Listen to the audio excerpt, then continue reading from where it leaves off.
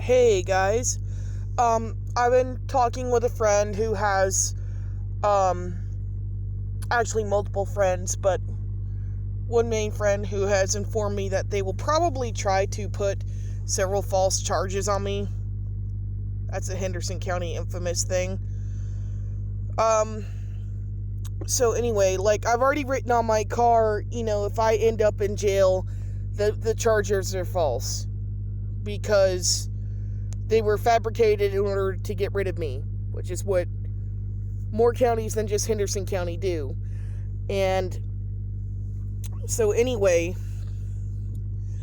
I've been thinking back, why was I so stupid to think that they were going to keep me safe after Justin tried to kill us. And it dates back to my dad liked to play Fist. And I fought back. He had 3 daughters. He raised his fist to, and his wife. And I was the only one that fought back. And it made me the black sheep because my sisters would rather be in denial about the past, which, that it's great. Yes, move on. I don't want you to be stuck in the past.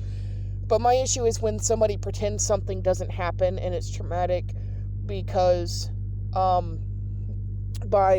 by pretending it didn't happen, you are allowing the possibility of repeating what you went through with your own child when it comes to what I'm thinking about with my sisters.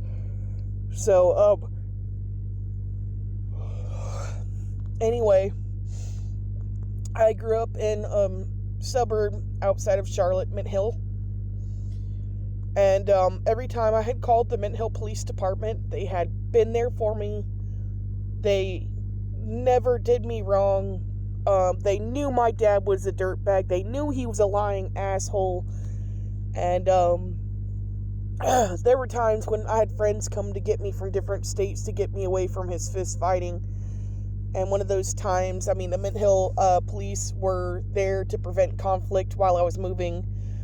And one of them, a female officer first told me, yeah, he's been blaming you for everything, and we all knew that it was bullshit, basically.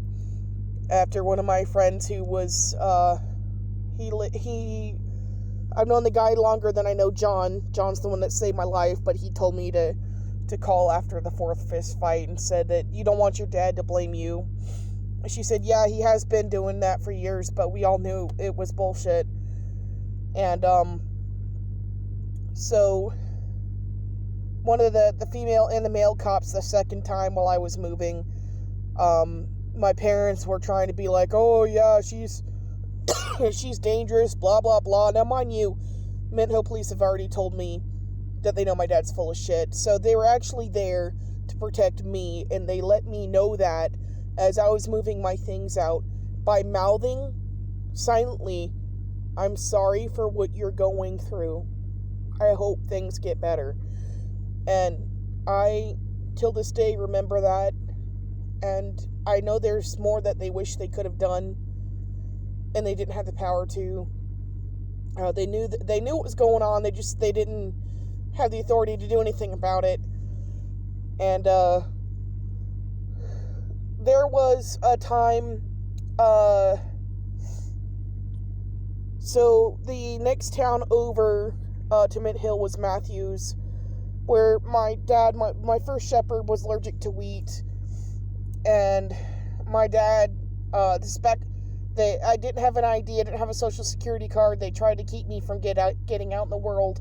So for a multitude of reasons, okay, this is the situation I wound up in. I only had my bicycle and my first shepherd. And I was bound and determined that my dad was gonna, my family always told me to keep my phone on in case of emergency, but when I did call, they didn't care.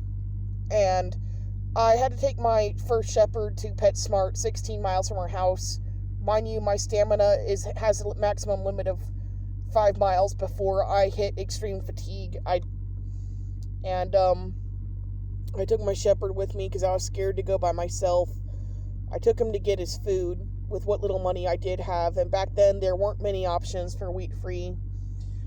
And the only one I knew of that truly didn't have wheat in it, that was not going to upset his tummy, was at PetSmart. And I didn't have a vehicle at the time.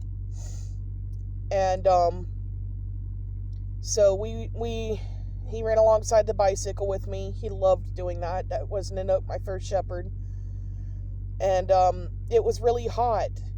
But my dad is an animal beater. He used to one of our fist fights was he woke me up kicking my mom's Bichon Frise. And I don't like animal abusers, so that's what one of our fist fights was over. And I've had arguments with him in the past over hurting animals. I called animal control on them when I left because their cat looked like a skeleton, and I offered to pay the money to have the cat put down, and they refused. And they're messed up people. I'm not saying I don't have my issues. I'm just glad I didn't end up like them. But so it was like 109 degrees that day. That year, me and my friend from Florida, he was like a dad to me. We were joking about who was hotter, Florida or Charlotte, and there was a few times that year where Charlotte did beat Florida. And I stopped by a Chinese food place because my face was beet red. I felt like I couldn't breathe. I was probably in the middle of a heat stroke and or an aneurysm. And my shepherd would not leave my side. And I went inside and I was so thirsty. I was so dizzy. And the reason I didn't leave my dog at home when I went to go get his food was because of my dad being an animal beater. I used to use 7 deadbolts to keep my dog locked in my room away from my dad. And he would constantly call me when I was out of the house or at work, multiple years, and complain about my dog barking or whatever. And I'd say, you're not getting the key, you're not getting in there, you're not touching my fucking animal. So Nanook was with me, even though I would have rather left him at home because I didn't want my dad beating on him.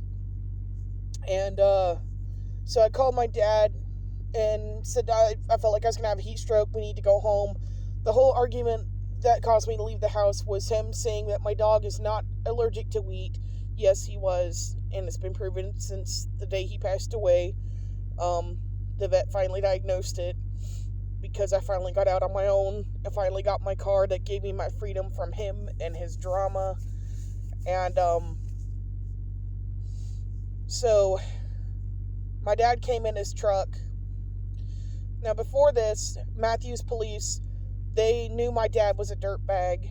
And anytime they saw me out with my bicycle and I looked overheated, they would say, "Hey, do you need a ride home?" And if I had Nanook with me, I would say no, because I didn't know how Nanook would react to a strange man approaching me after being around my dad, starting fist fights with me. And I would just, sometimes I'd refuse because of Nanook, sometimes I'd refuse because I couldn't get the bicycle back. But they knew my dad was a dirtbag, and they were always very kind to me, and they protected me the way that a police should protect their community. And I'm trying not to cry because I think this is one of the last times I experienced a good cop before Henderson County fucked everything up for me. So, God, I wish cops were still like that. So, there was a Matthews police officer, and I don't know if he's ever going to see any of these. I never figured out his name. I was still kind of in my teens. And, if he ever saw this, I would just say thank you. Because that kindness you showed me was really needed that day. And, he asked me if I needed a ride home, and I declined. I couldn't leave my dog. I couldn't leave the bicycle, because the bicycle was all I had. I was never home unless I was sleeping, or talking to my friends online, with the way my family was. So I would always get on my bicycle and just go sit somewhere at a coffee shop. Um, I would find somewhere with some shade, and me and Nook would just sit there and just not go home. And that went on for over 11 years. Because I did it before I got him. And, so my dad showed up in his truck and said he was only going to take Nook. I said, no, I don't want you touching my dog.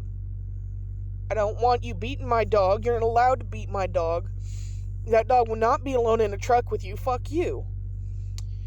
And the cop after he had asked me if I needed a ride, and I said no, he reversed his car and he just sat there and observed. And my dad eventually left, and I threw the phone and almost broke it because, like, they said, oh yeah, keep in case of emergency, and it was useless for emergencies because the only ones who even answered my emergency calls back then were the Mint Hill police, because they knew what my dad was like. And to any of you who have been in the Mint Hill police force and you're watching this, or you've heard about me, I mean, y'all know I speak my mind.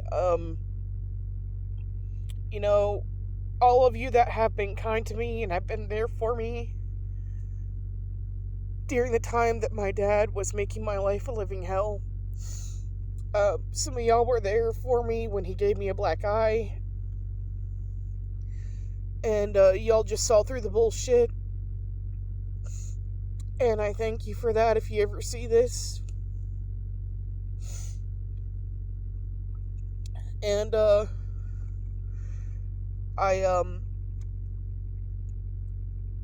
even CMPD, I mean, any of the encounters I had with them, they were never negative.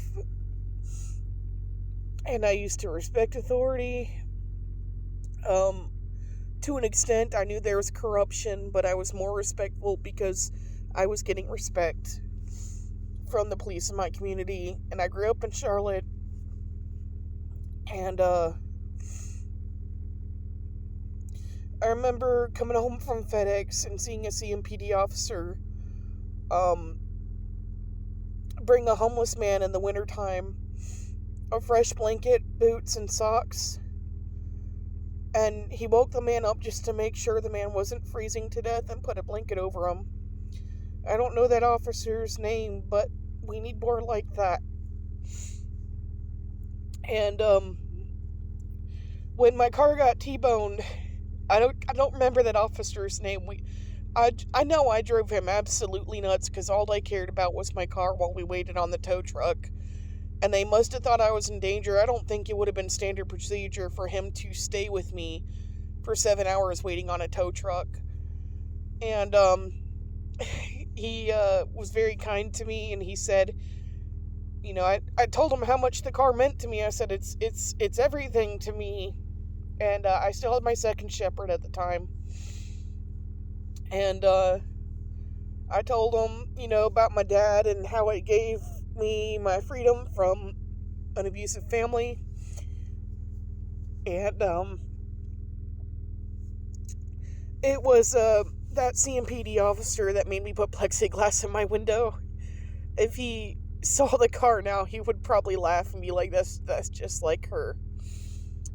And I don't remember his name, but he had responded to my accident. He looked after me. I kept trying to put garbage bags over my windows. It started raining while we were waiting on the tow truck, and I crawled up under my car to see if the frame was bent. And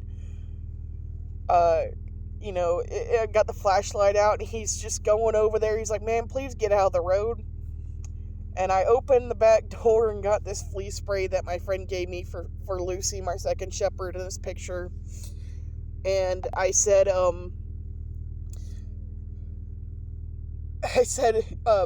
basically, my War Machine had landed. This was the accident that earned War Machine her name. She was grumpy before this, on a massive fucking anthill that was underground.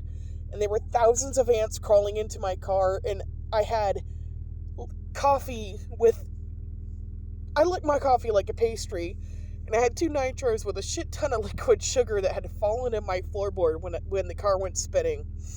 I was so mad about that coffee.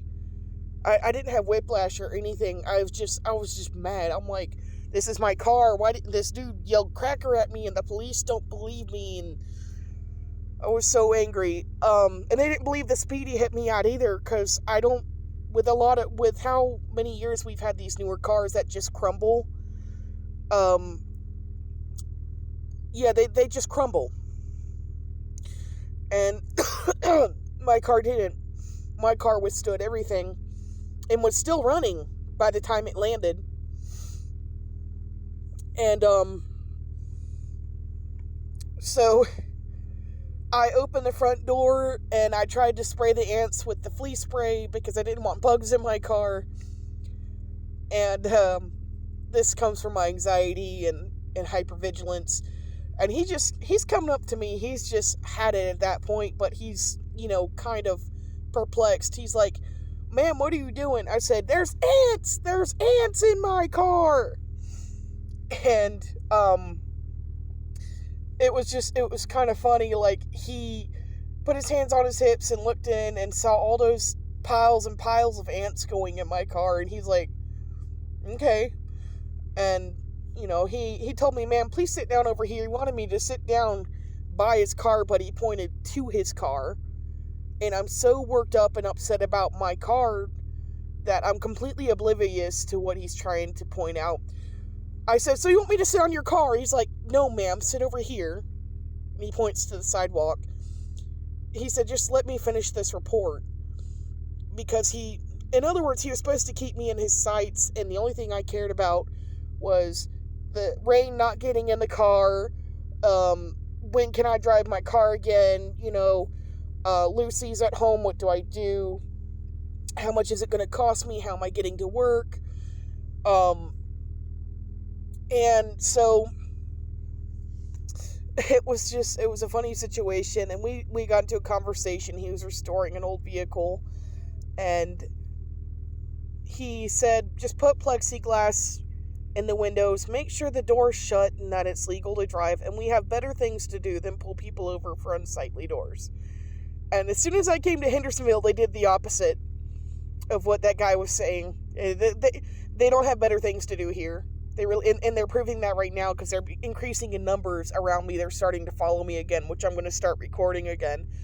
I didn't get the chance to record it back in 21, but it will be recorded this time, and most of it's going to be on live, or easily to where I only have to press one button to upload it to the internet.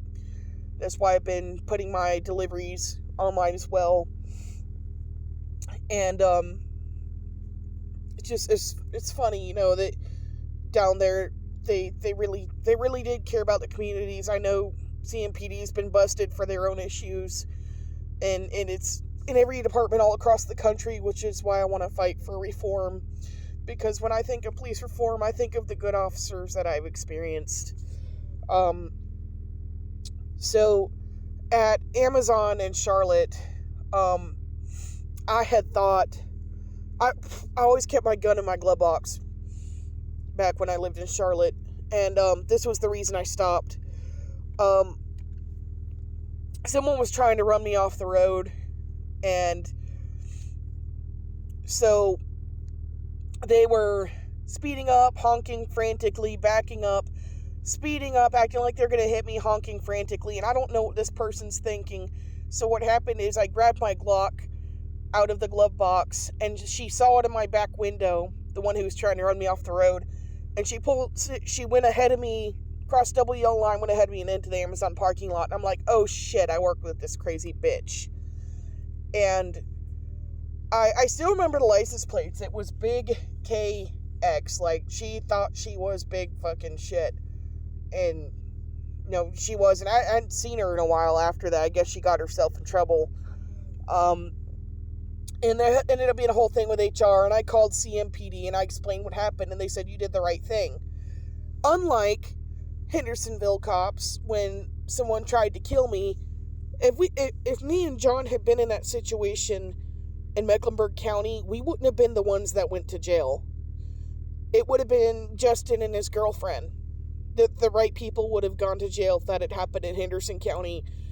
If it had happened in fucking Buncombe County, I'm pretty sure they would have been the ones that went to jail.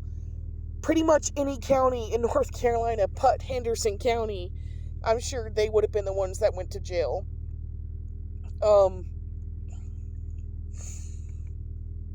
And I had a cop tell me, I heard the description of your car that day and I was directing traffic and it was just above my pay grade, but I knew you weren't the perpetrator. And, I wonder how many think that. Now, I've had a few come forward to me and a few haven't, but anyway, I'm going to get back to my good experiences with cops, that were CMPD. So yeah, you did the right thing. And the HR was trying to say that I, brandished a weapon at a coworker. First off, we weren't even on the Amazon property. Second off, my car was my property, and we had already discussed the misunderstanding that I thought it was only not in the building. So he said, okay, basically just don't bring it back. And, but, from that day on, the gun didn't live in the glove box anymore because I realized how quickly bad situations could unfold. And that I wondered what if, I did need it and I couldn't reach it. And so, not saying I took it to work, but you know what I mean. And, then, I'm trying to think of more. I remember, my Lucy was sick and my dad called and he threatened to beat down the door and beat the crap out of my dog for barking. And I knew Lucy had an upset stomach that I'd been keeping an eye on for those few days. He had food allergies and we were working our way through the last of it with the vet. And my dad was an asshole, didn't respect the dog's food allergies, so I kept the dog away from him because he was highly allergic to chicken. It could send him to the emergency vet, and I'd taken him to the emergency vet so many times and treated this car like an ambulance. I've got another good experience with you, with Indian Trail Police, when I woke up and Lucy had a cyst problem his whole life, so at this point the dog is about 7 years old. This is right before we moved to Gastonia. And my dad had stolen $1,000 from me that was supposed to be for my dog's surgery. It was like he was in a hospital, and if I help with this and that, he'll pay me back. And I said, you had to pay me back by this time. And, he didn't, and then he came up with sleazy excuses, and I had to cancel the dog's surgery and then reschedule it. It had already been 3 months in advance, and I was driving from Charlotte to Hendersonville. I was taking him to Apple Valley Animal Hospital to have it removed because they had done a surgery to remove a cyst a time before and did a great job, and I would have rather driven over 100 miles for that surgery, because at the time it wasn't critical, than to trust a vet in Charlotte, because the ones that my dad took his animals to were sleaze balls.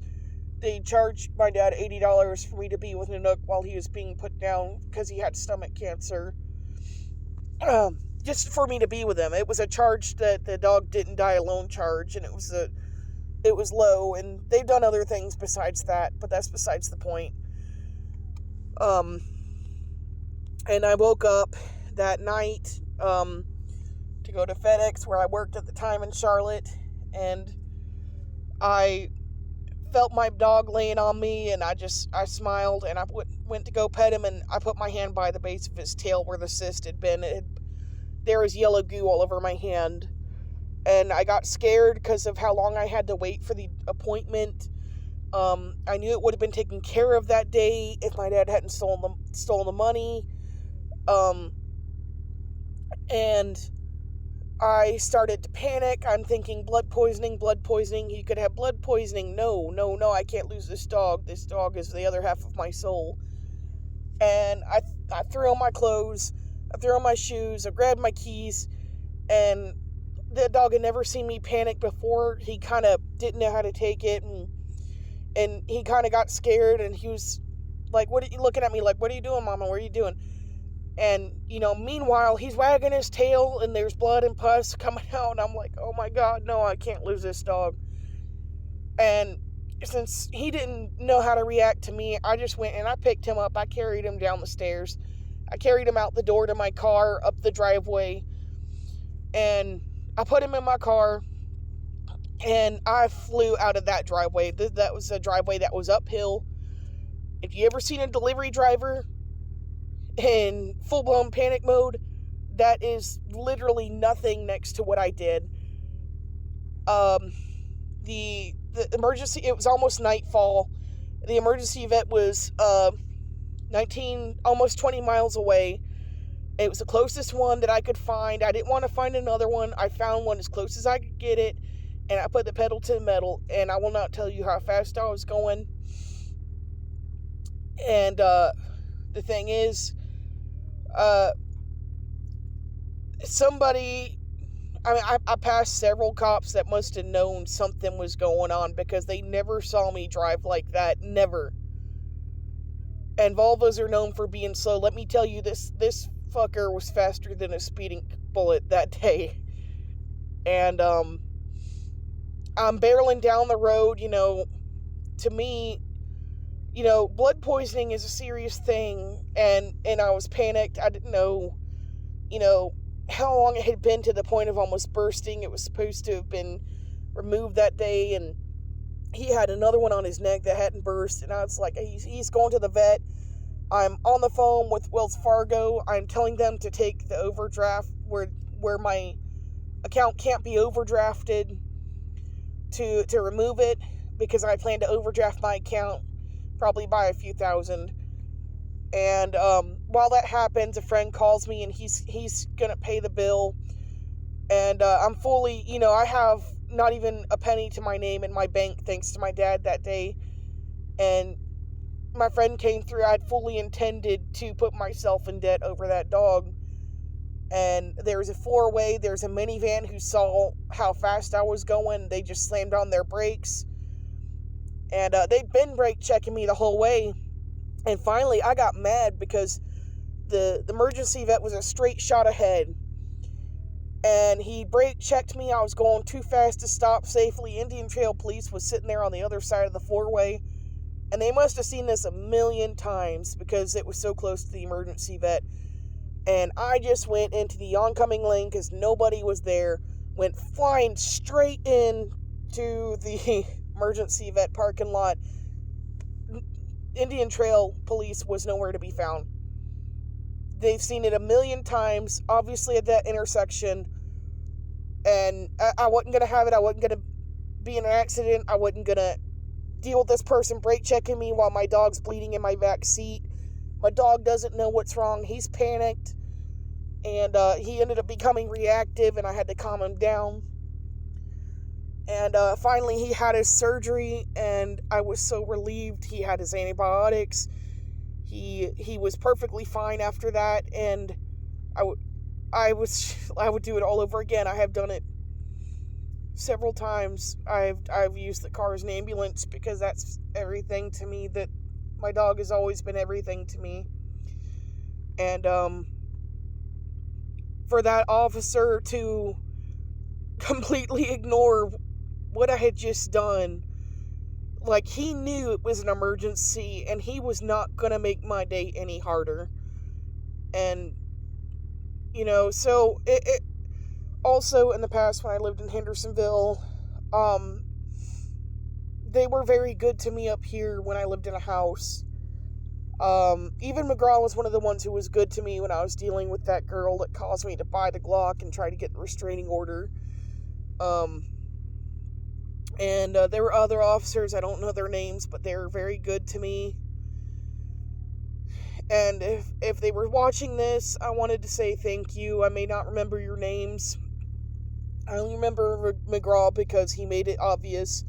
He asked me if I'd gotten my car title, and I knew that he knew me from way back.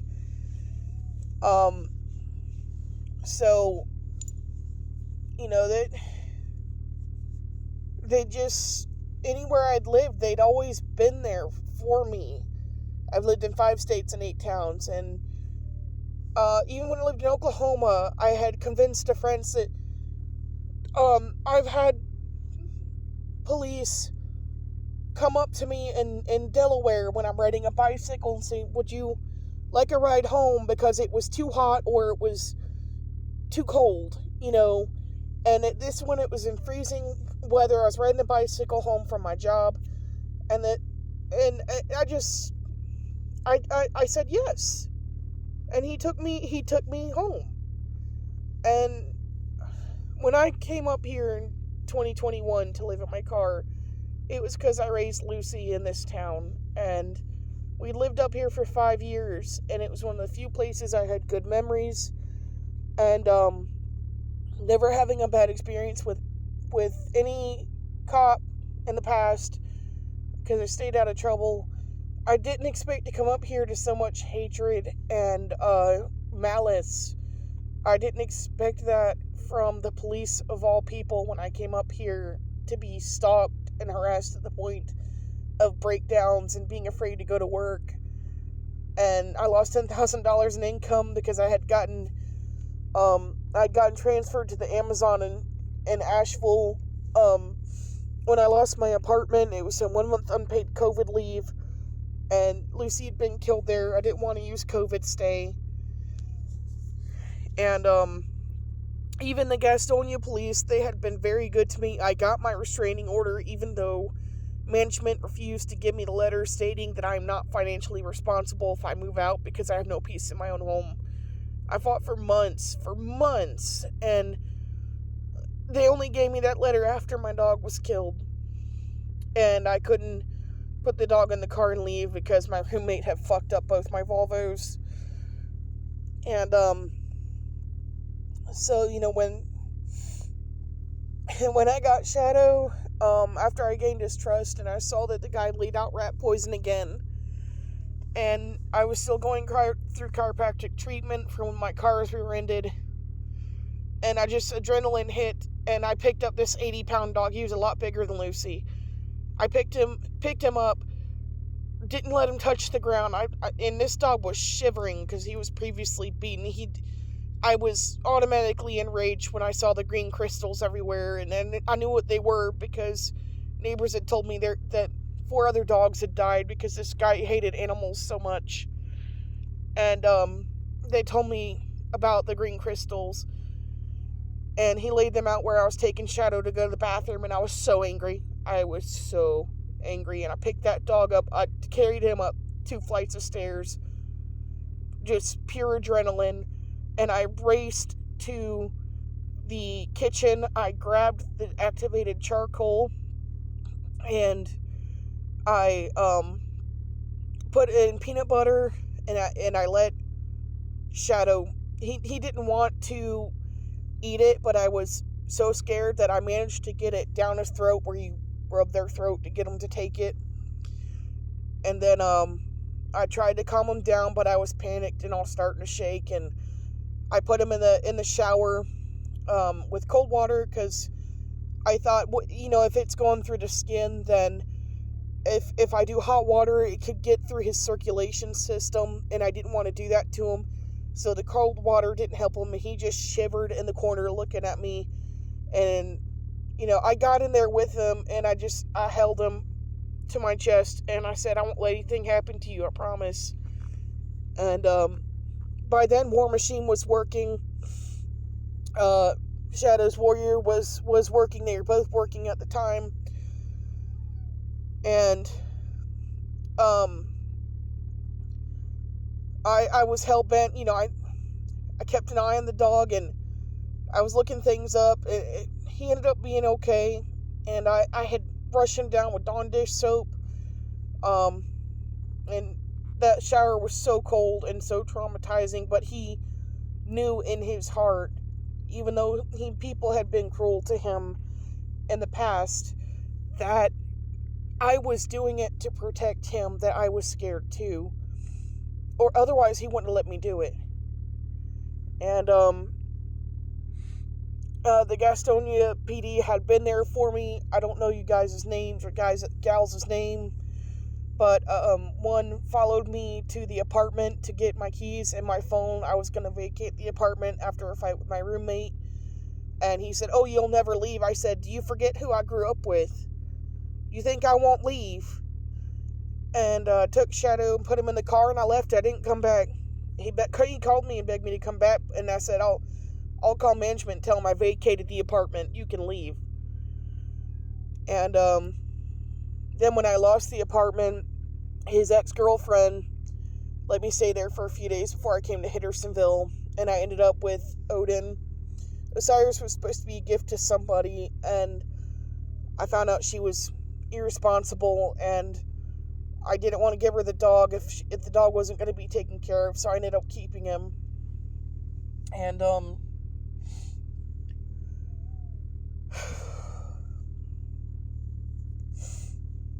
want to thank all the officers from Charlotte Mecklenburg Police Department, Mint Hill Police Department, Matthews Police Department, the Indian Trail Police Department officer, that you knew it was an emergency and you were not going to make my day any harder. I don't know who you were. I don't even know your squad car number, but thank you for understanding that this was an emergency and that there was a reason I was doing what I was doing.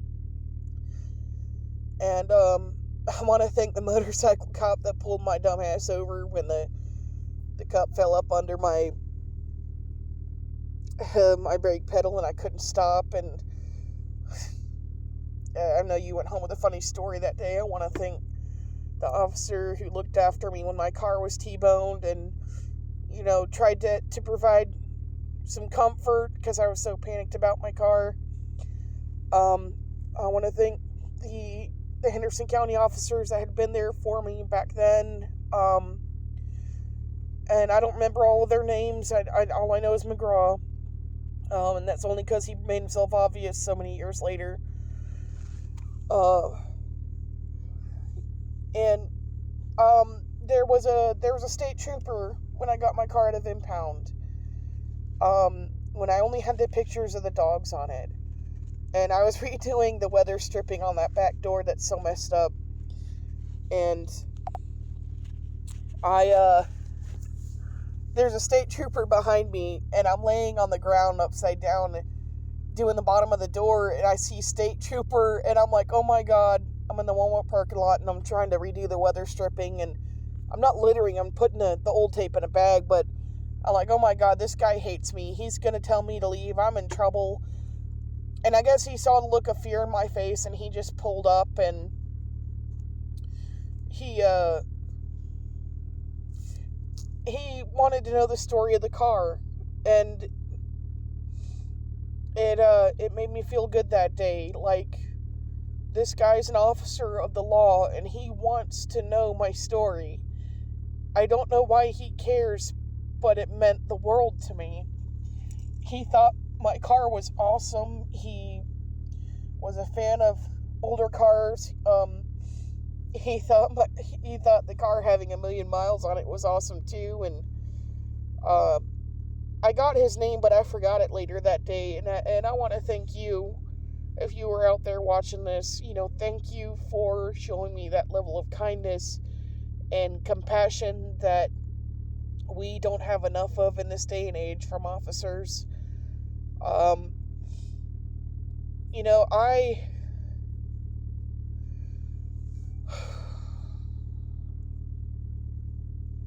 I want to think there's a state trooper behind me last year by the DMV where they like to hang out as their office up there.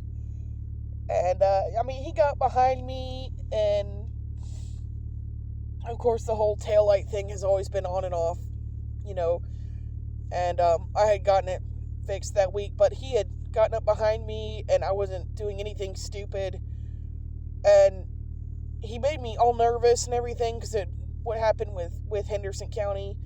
I wouldn't do anything wrong. I'm like, please go away, please go away. I have trouble feeling safe around officers anymore.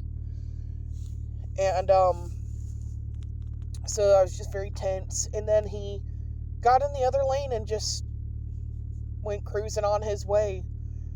And there's another one who was with him. There's always two up there. and he passed. And the way that they saw it, they have their state police, they have better things to do. And I never in my life would have thought that I would have dealt with a department like this that was corrupt. That I've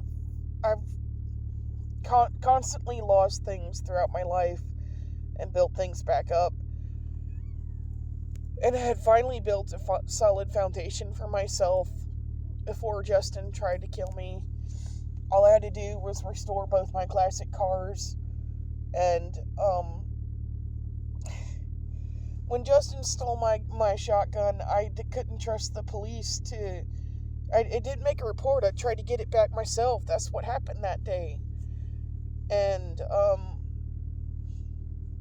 I didn't trust the Hendersonville police enough to report it because I thought I'd get blamed for it. And I was right in a way. Like, I feel like if I had reported it, they still would have blamed me for something because I was homeless. And I had called their department and said I was tired of being stalked, and to leave me alone. And it was actually the Brevard Sheriff's Department that told me to try that, and I was taking their advice. I was previously stalked by the Brevard County, and I think honestly it was just me being kind of a curious character with the car and the dogs and all that. And so I called the Brevard Police Department back in 21, and I said, well, this is the sheriff. I said, I'm tired of being stalked. Leave me alone. I'm not on drugs. I'm not drunk. I lost my apartment due to COVID. I'm trying to get back on my feet. Leave me alone. And they put me on with the captain, and his exact words were, "We're not as bad as you think we are. Come talk to me, and come tell me your story." And at the time, there were only 5 of them on the road. And they all came out, and they all met the dogs, and they all looked at the car, and I answered all their questions, and they were just like, look, we have better things to do. There's only 5 of us. And if you guys ever see this channel, don't think that I forgot you. I mean, hell, y'all aren't even in Henderson County. And I was sleeping over at the Ingalls in Etowah. They used to let me park over there overnight. It was close to Amazon, so sometimes I would stay there. Apparently it had been broken into overnight. I'd just gotten back from Dallas. What happened was the day before, I also went to the Brevard Police Department, and the woman at the desk gave me $50 to go. I had a bag of taillights sitting in my other Volvo that went to this car because it's had taillight problems. It's infamous with the 740s. So I had told them that it was cracked in half when it had been rear-ended, but it was still functioning kind of. But when the lights had gone out because they had gotten wet, and I went there and pulled one of those old taillights out of the garbage bag and put it on. A friend put it on for me, and so we'd been back for a whole 3 hours, and I just took my Soma, and I was getting ready to go to bed for work, and I got all these dogs on top of me, and there's shining flashlights in my car, and I'm like, oh God, what now? And yeah, the video with Amber that morning, that's what I said to Mr. Smith, the taller Smith, and I just knew him well enough to say that. I had done that with him too, but with this is the Brevard Sheriff's Department that was investigating the break-in at Ingalls, and I am like passed the fuck out. Like, I didn't even know what was up and what was down, and because I had taken my muscle relaxer, it was only taken when I got ready to go to bed and wasn't going to drive because it made me drowsy.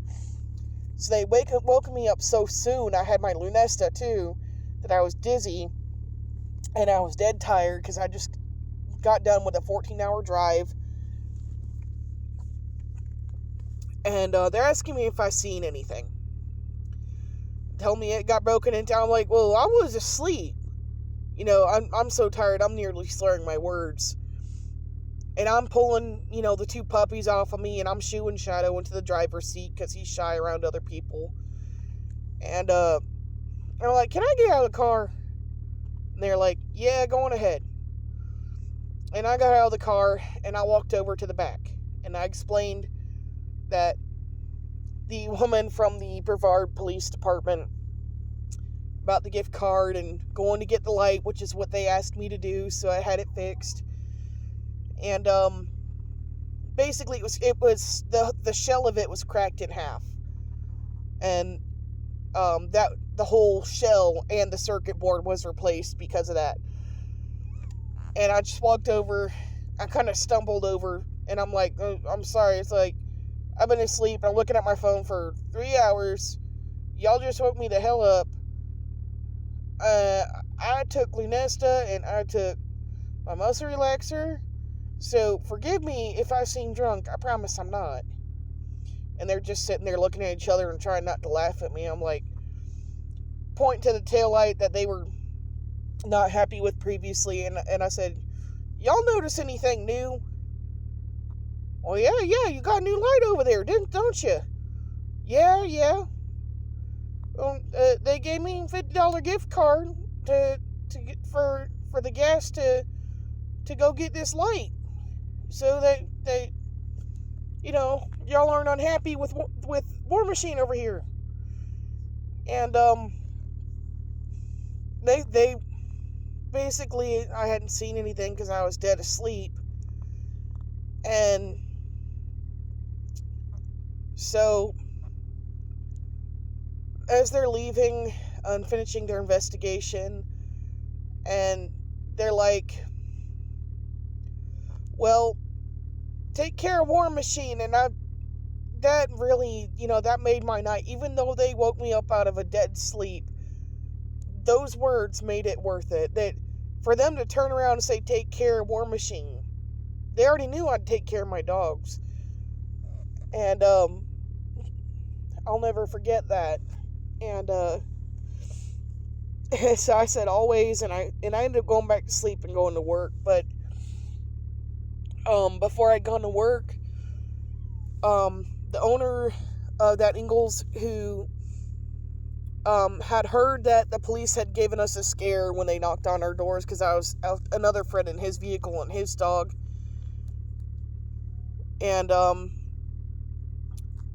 the owner comes wheeling out a bag of dog food and bowls, and beautiful bowls, very high quality dog food. And he said, I noticed you have dogs. He said, he had brought that dog food to us and said, I want you to know that you are welcome here. I think your dogs are cute. Or that, he ended up petting the two little ones, and I kept Shadow in the car at that time because he was still getting used to people that weren't me. And I was careful to keep him out of situations where he would become overwhelmed because he wasn't ready. I could always tell when he was ready to meet a new person. And, between that night and the trip and everything, and he was exhausted and he was frumpy, like a grumpy old grandpa, and he was not having much of anything other than Mama and his two little boys, which was the two puppies. And so I kept him in the car, and I remember that, like, I don't remember your name. If you ever saw this, man, thank you for that kindness. I remember people, when I would park at Walmart, back in 21, and, even when the police harassed me over panhandling, and when I came up here, back when they were not cracking down on it, back when they were still allowing people to do it, it helped me get my bills paid, it helped me get my medication, it helped me get food for me and my dogs until I could get transferred to the Asheville Amazon. Now about the Asheville Amazon, I came up here on 3 batteries. Because my roommate, his dad told on him. My roommate made my brand new alternator not charge the battery. His car made it 140 miles off of 3 batteries. And all the pretty little dash lights come on up the steep grade. It's using the bad battery that we took out of the silver car. It already gone through 2 fully charged batteries. And I was like, no, bitch, you're gonna go up this steep grade. You just like every fucking time that we have done this with an alternator, and your pretty little dash lights have come on, and you still got me where I needed to go, and you're gonna get me up this fucking mountain because I'm not fucking walking, and these dogs can't handle this heat, and when you love your car and you're sitting there, you're arguing with it because you don't want it to break down. Anybody who's a car lover can at some point relate to that. I'll be damned, the damn car, it uses every bit of juice coming from that battery, which was not much. Pulls me up that steep grade and backs into the parking spot at Walmart that night. And you hear machinery dying. You just hear,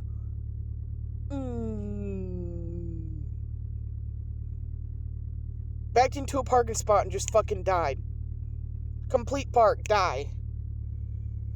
I mean, that's one thing I really love about this car. That's why I'm keeping up with the other one. I mean, the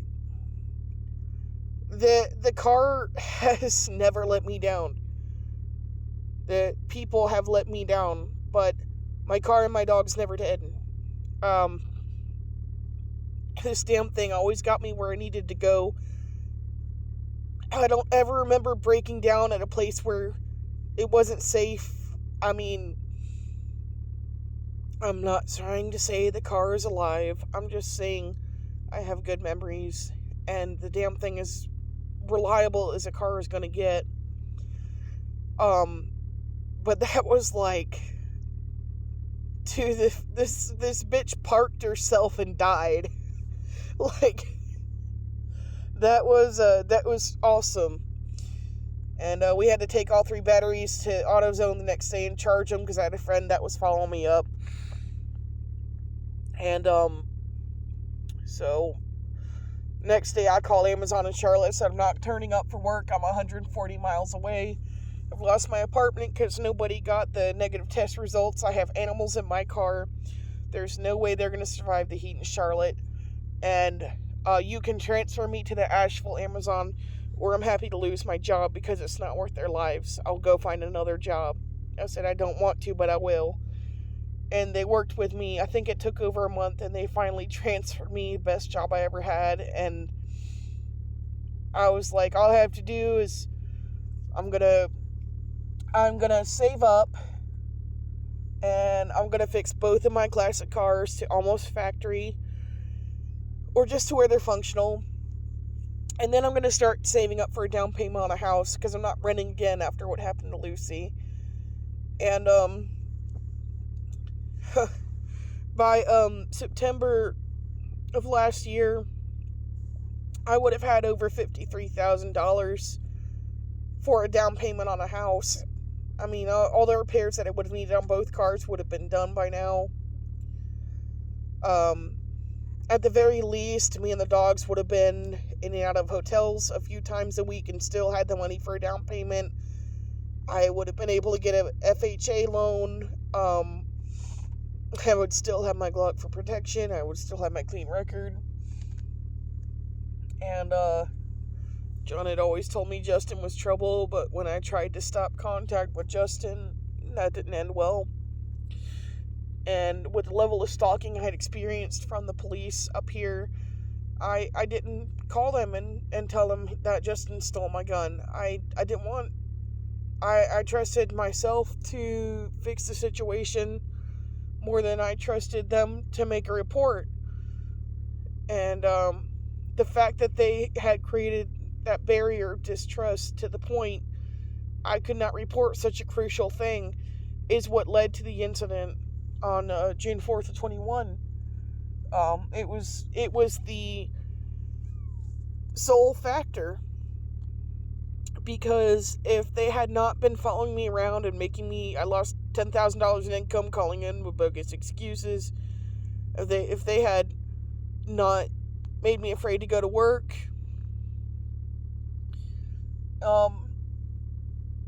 if they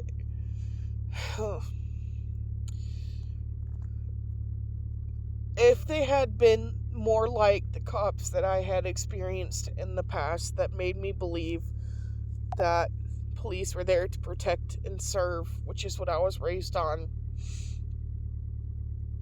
If they had been more like all of the cops in my past, what would have happened was that I would not have been stalked going to work. When someone called about my dogs in my car, they would check on us, find out we're fine, and leave. And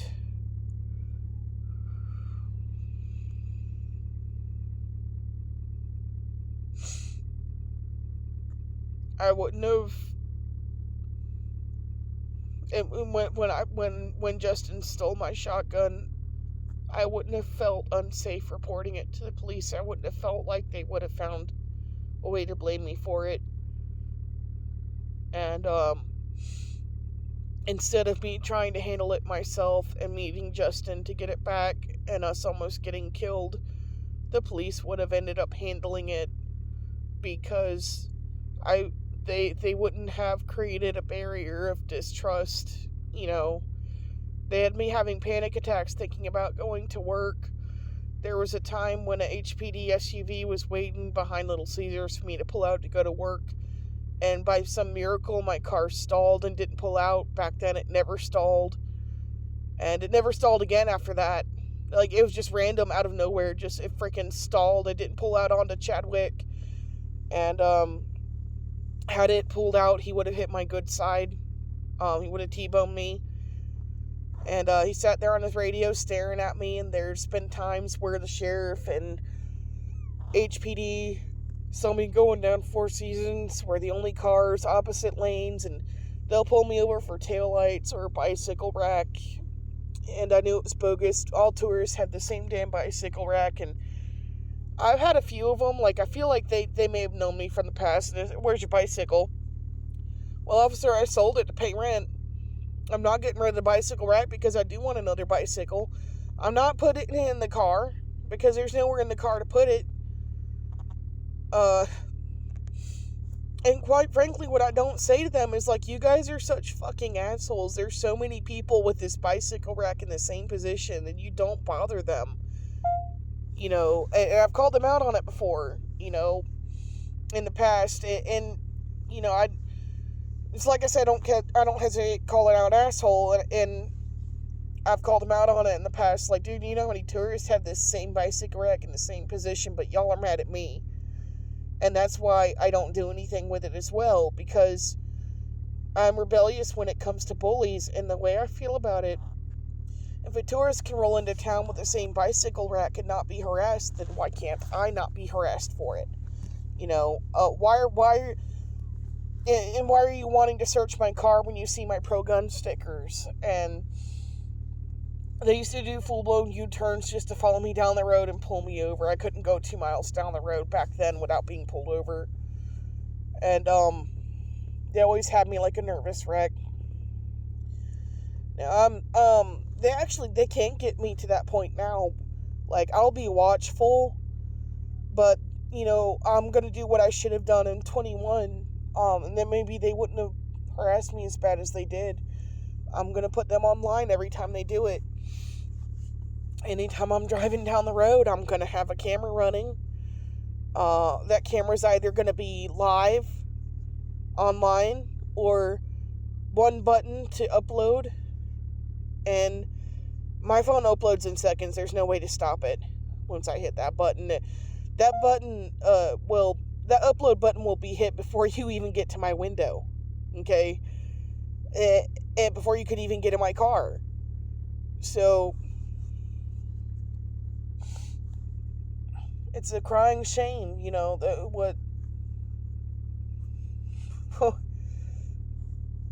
how quickly a corrupt police department can destroy somebody's life, even if they're a law-abiding citizen. There's been times where I thought I needed my gun and I never pulled the trigger. Like that time at Amazon, I didn't know what that driver was thinking. I didn't know if they had murder on their mind, so to speak. Why are you trying to hit my car? And there's a time I was doing DoorDash, and I was delivering in the hood, and there's this 7-Eleven, and it's like 11 o'clock, and well, actually it's between probably 11 and 3 a.m., 11 p.m. and 3 a.m., and because I was always a night owl, and I had gotten out with an order, but they were like 5 men who were wearing black and white who were approaching me, and it wasn't the fact that they were black. That wasn't what caught my attention. What caught my attention was that there were people approaching me as my back was turned going into my vehicle, and that there were multiples of them. And so if they had wanted to, clearly I'm not stupid. I know what the colors of Crips are. I'm just explaining the situation. Clearly, if they did want to speak to me and didn't have an intent, one of them would approach me, not 5. So what I did was, I got in my car. This is before it was T-boned. I hit the lock button, and I looked at them, and I pulled the Glock out from between the seats and set it on the dash and looked at them like, no, you're not going to today. That's the look I gave them, and I just shook my head no. And they all backed away. That was it. That was all it took. Because I have learned, now we are an open carry state. Setting a gun within sight. 1, it is not threatening because it's not being pointed at someone. 2, because we are an open carry state, setting the gun on the dash is considered open carry. I'm not brandishing. I'm not waving at anybody. I'm not pointing at anybody. I'm not yelling at anybody. I'm just calmly letting them know, this is what I have. Don't try me today.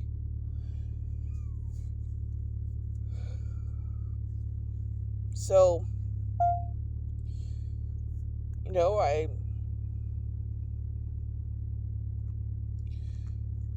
never misused my gun. Never trusted anybody with my gun. My dad wanted to hold my gun. He wasn't allowed to. My roommate wanted to hold my gun. He wasn't allowed to.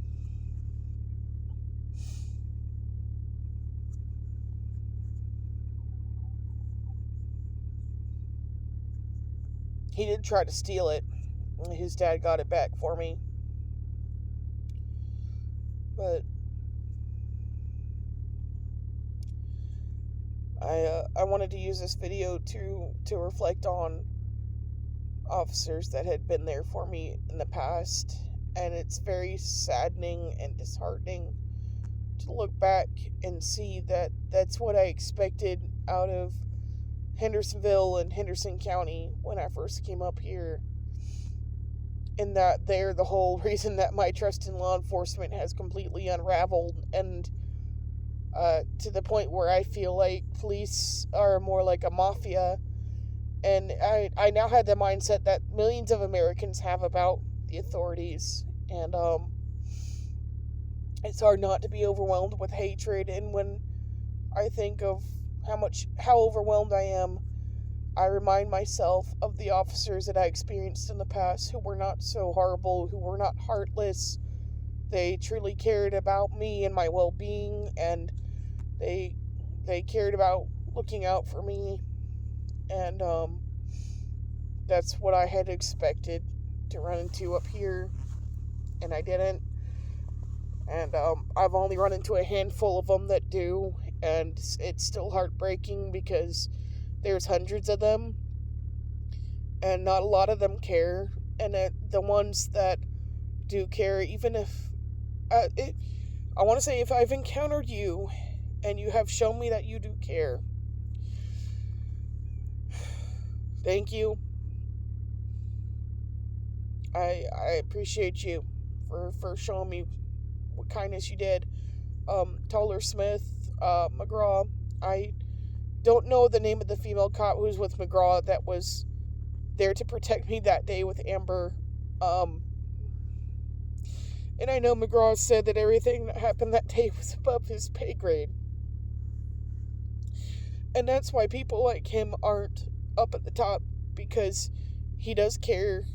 and you're in this county, you're not gonna make it to the top carrying like you're supposed to, basically, by doing your job. So, I don't know the Taller Smith's name, but in Tony Burns, detention center officer who treated inmates like they were human, I want to thank him. I want to thank Officer Kicklighter for treating inmates like they're human. Um, there were a few officers who, in their own messed up way, did try to show humanity, but sometimes it came across as really fucked up. And, I want to thank you guys as well.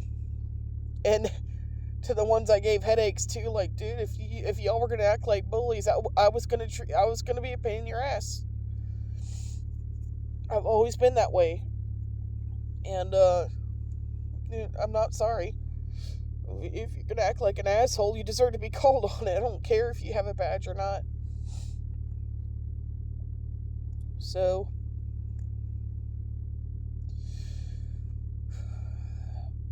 y'all, for all the ones that were involved in the cover-up on June 4th, 21, y'all took the side of a child molester with a long criminal history. And you should be ashamed of yourselves for protecting people like that. Because that's not justice. And money shouldn't rule who gets justice. It's a federal crime to impound service animals. I never signed my dogs over. I know that I didn't, because I would have died before I did.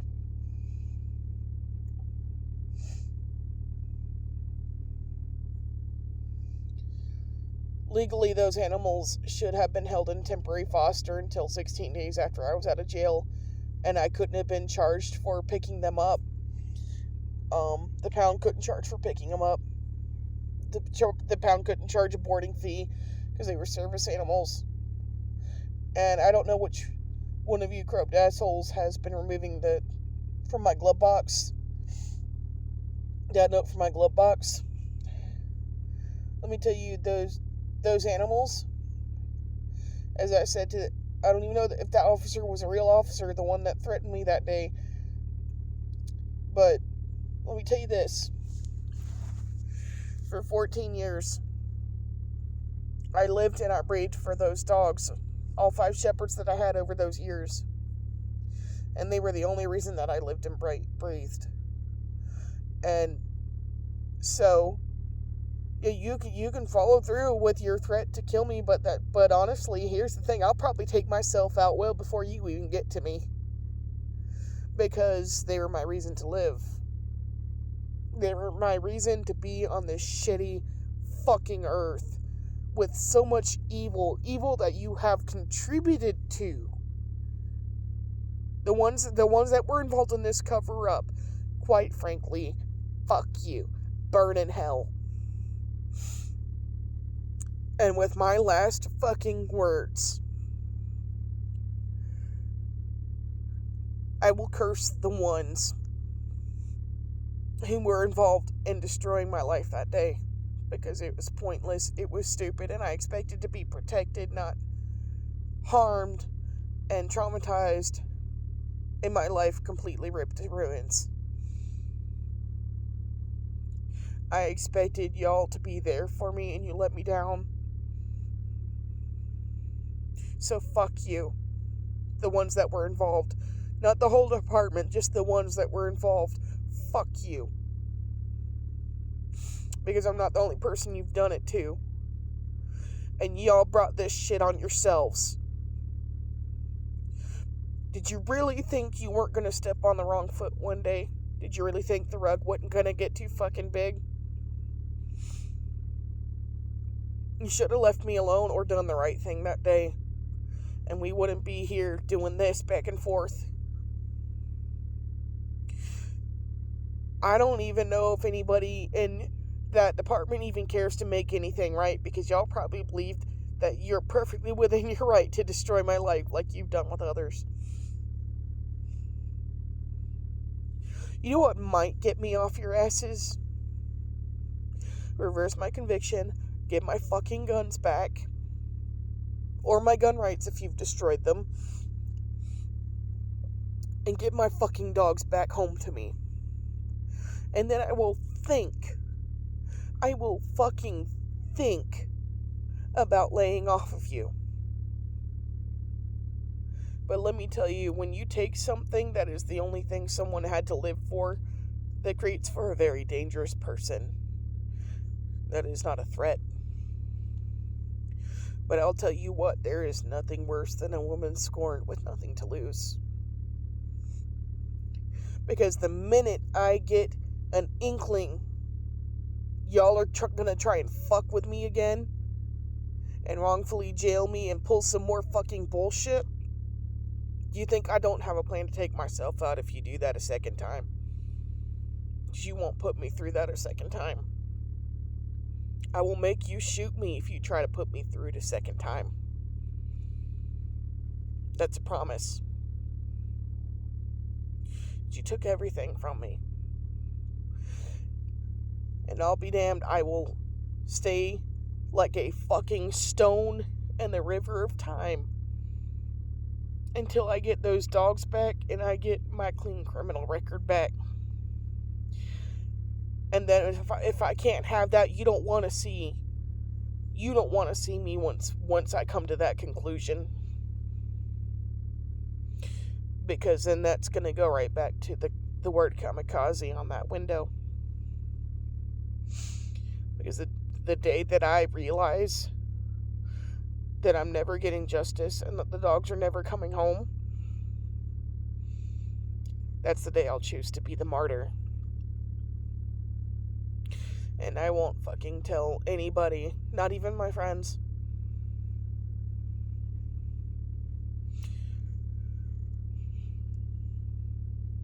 I won't fucking tell anybody.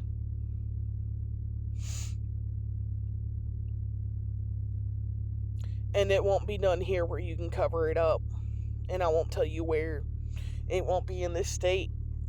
I'll tell you that.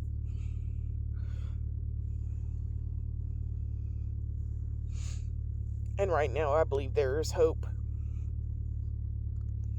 that justice will prevail. And that those responsible for the cover-up will be held responsible for mine and any others they might be involved in. So, I'll see what the universe holds for me. Justice or continued injustice. Justice would also be Justin and Michelle suffering the correct prison time for trying to kill me and John, because she should have been charged with what I got charged with, and he should have gotten charged with what John got charged with.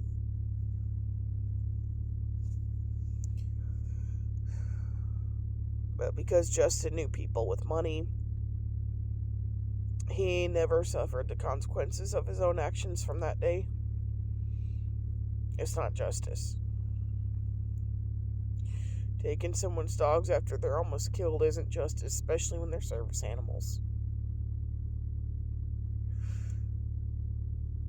Forcing a 3-tour veteran of Iraq to suffer attempted murder charges for trying to save someone's life when a Good Samaritan law protects him from any kind of conviction, and his PTSD being full-blown and diagnosed prevented him from a conviction.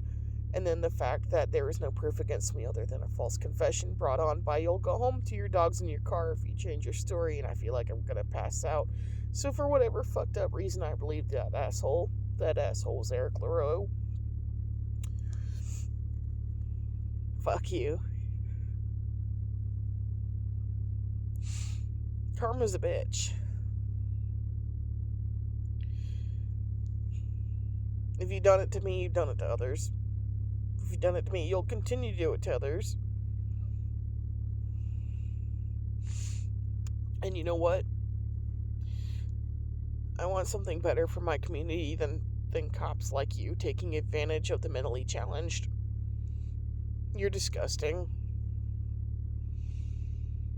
Because you knew that I was mentally slow with indirectness, and it literally took me 3 or more months to even figure out what you did. Because that's how slow I can be with indirectness, but you knew that. So,